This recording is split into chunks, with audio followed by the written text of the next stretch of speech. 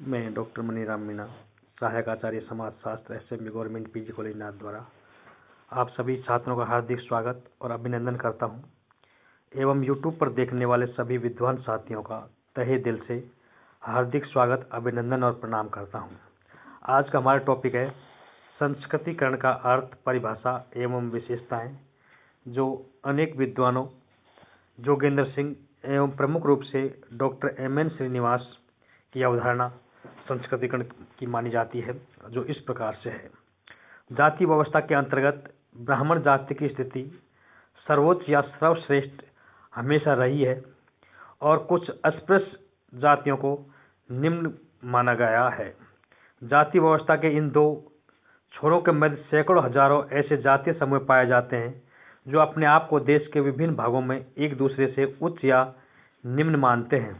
जातीय समूह के रूप में अपनी स्थिति को ऊंचा उठाने अथवा किसी उच्च जाति के सम्मान प्रतिष्ठा प्राप्त करने की दृष्टि से यहाँ निम्न एवं मध्यम स्तर की जातियों में किसी उच्च जाति या जातियों के जीवन के तरीके या संपूर्ण जीवन विधि के अनुकरण करने की प्रवृत्ति पाई जाती है और इस स्थिति को व्यक्त करने हेतु डॉक्टर एम.एन. श्रीनिवास ने संस्कृतिकरण नामक अवधारणा को प्रस्तावित किया गया है। Doctor M.N.. श्रीनिवास ने अपनी पुस्तक religion and society change the Coorg of south India में जाति की गतिशीलता की प्रक्रिया को व्यक्त करने हेतु संस्कृतिकरण के प्रत्यय का प्रयोग किया। एम.एन. श्रीनिवास ने लिखा कि जाति प्रथा उस कठोर प्रणाली से काफी दूर है जिसमें प्रत्येक घटक जाति की स्थिति हमेशा के लिए निश्चित कर दी जाती है। जाति प्रथा में गतिशीलता सदैव संभव रही है और विशेषतः मध्य जातियों में एम.एन. श्रीनिवास ने संस्कृतिकरण को प्रारंभ में इस प्रकार से परिभाषित भी किया है। एक निम्न जाति एक या दो पीढ़ियों में सहकारी बनकर मद्यपान को छोड़कर तथा अपने कर्मकांड एवं देवगण का संस्करण की प्रणाली में अपनी स्थिति उच्च उठाने में समर्थ हो जाती। संक्षेप में, जहाँ तक संभव था ब्राह्मणों की प्रथाओं, अनुष्ठानों एवं विश्वासों को अपना लेना या साधारणतः निम्न जातियों के द्वारा ब्राह्मणों की जीवन प्रणाली को प्राय अपना लिया जाता है और उसे सैद्धांतिक रूप में से ये वर्जित था, लेकिन उसके बावजूद भी यदि कोई ऐसा कर लेता है तो वो संस्कृतिकरण की प्रक्रिया कहलाती है। संस्कृतिकरण की परिभाषा एम.एन. श्रीनिवास के अनुसार इस प्रकार से है।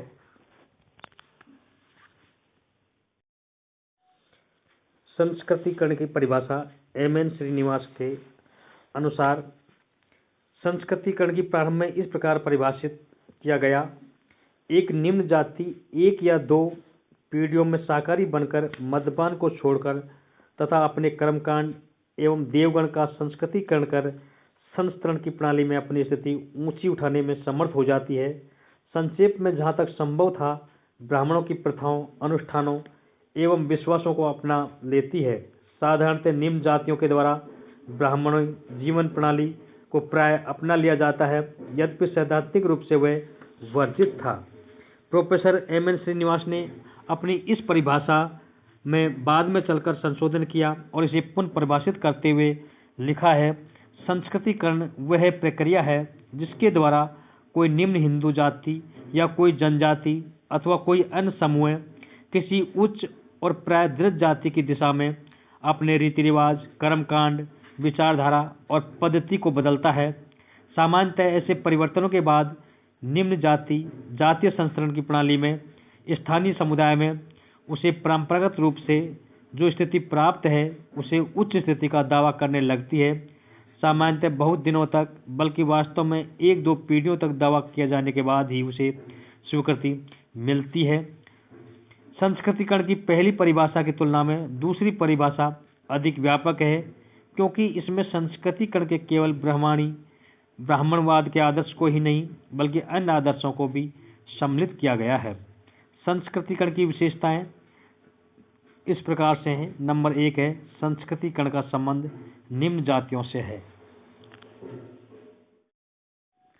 संस्कृतिकरण की विशेषताएं निम्नलिखित हैं, जो इस प्रकार से है।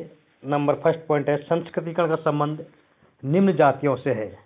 जब निम्न जातियां दृढ़ जातियों या प्रभु जाति यानी डोमिनेट कास्ट की प्रथाओं, परंपराओं, देवी देवताओं एवं एवं जीवन शैली को अपनाकर जाति संस्तरण में ऊंचा उठने का प्रयत्न करती है तो उसे संस्कृतिकरण कहते हैं। Professor M N. Srinivas.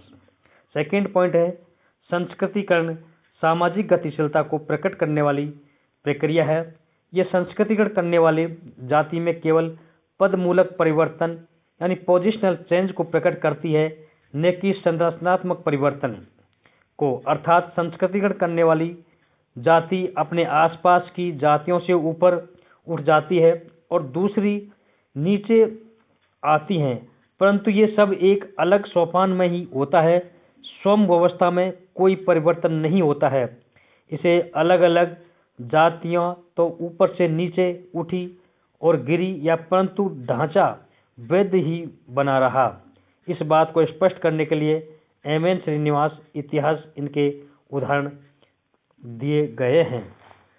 Next point है नंबर 3, संस्कृतिकरण केवल हिंदू जातियों तक ही सीमित नहीं है, बल्कि जनजातियां तथा अर्ध जनजातियां समूह में ये प्रक्रिया भी पाई जाती है कि जैसे पश्चिम भारत के भीलों, मध्य भारत के गोंडों तथा ओराव तथा हिमालय के पहाड़ी लोगों ने हिंदुओं की जीवन पद्धति का अनुकरण करने का पूरा प्रयास किया।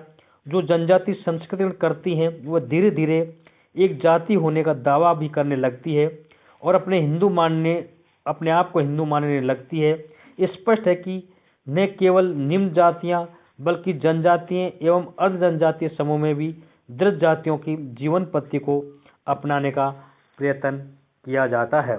नेक्स्ट पॉइंट है नंबर 4, संस्कृतिकरण की प्रक्रिया का संबंध किसी एक व्यक्ति या परिवार से नहीं है बल्कि एक समूह से है। यदि कोई अकेला व्यक्ति या परिवार के ऊपर ही और गतिशील होता है तो उसके लिए अपनी बेटी के लिए बहुएं, बेटों के लिए बहुएं और बेटियों के लिए वर प्राप्त करने की कठिनाई पैदा हो सकती है।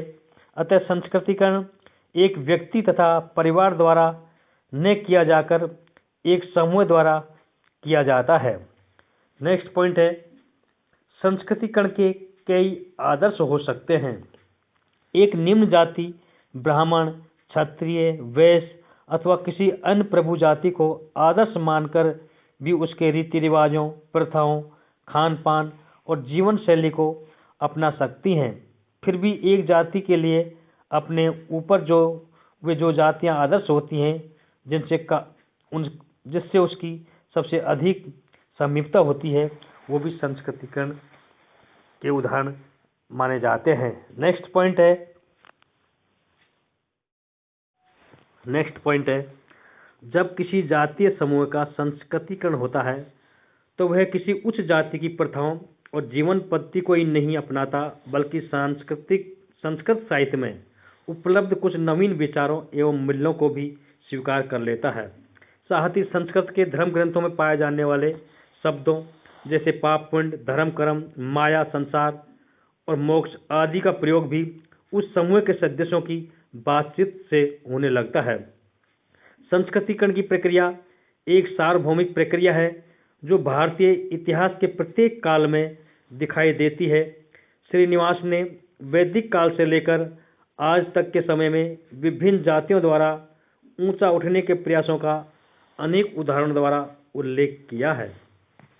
संस्कृतिकरण की प्रक्रिया के द्वारा सामाजिक पद में परिवर्तन के लिए निम्न जाति या 2 या 3 पीढ़ी पहले से ही अपना संबंध किसी उच्च जाति से जोड़ती है। डॉक्टर योगेंद्र सिंह संस्कृतिकरण की प्रक्रिया को अग्रिम समाजीकरण कहते हैं, अर्थात इसमें एक निम्न जाति किसी उच्च जाति की संस्कृति को इस आज्ञा से अपनाती है कि उसे इस जाति में सम्मिलित कर लिया जाएगा। संस्कृतिकरण की प्रक्रिया सामाजिक और सांस्कृतिक परिवर्तन की सूचक है। इस संदर्भ में मिल्टन सिंगर लिखते हैं, एम.एन. श्रीनिवास का संस्कृतिकरण का सिद्धांत भारतीय सभ्यता में सामाजिक और सांस्कृतिक परिवर्तन का अत्यंत विस्तृत रूप में स्वीकृत मानव शास्त्रीय सिद्धांत है। फिर भी यह समाज व संस्कृति में होने वाले परिवर्तनों का उल्लेख करता है।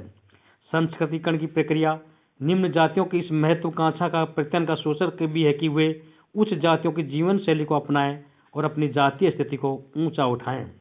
प्रोफेसर एम एन श्रीनिवास कहते हैं, संस्कृतिकरण की प्रक्रिया एक दो तरफा प्रक्रिया है, अर्थात इसमें सदैव ही निम्न जातियां उच्च जातियों को की संस्कृति को ग्रहण नहीं करती हैं, बल्कि उच्च जातियां भी निम्न जातियों की संस्कृति के कुछ तत्वों को ग्रहण करती हैं। डॉक्टर योगेंद्र सिंह इस अवधारणा को ग्रहण करने वाली प्रक्रिया कहते हैं, जिसमें निम्न जाति उच्च जाति की पाप पुण्य कर्म धर्म कर्म माया संसार मोक्ष आदि की विचारधारा को अपनाती हैं।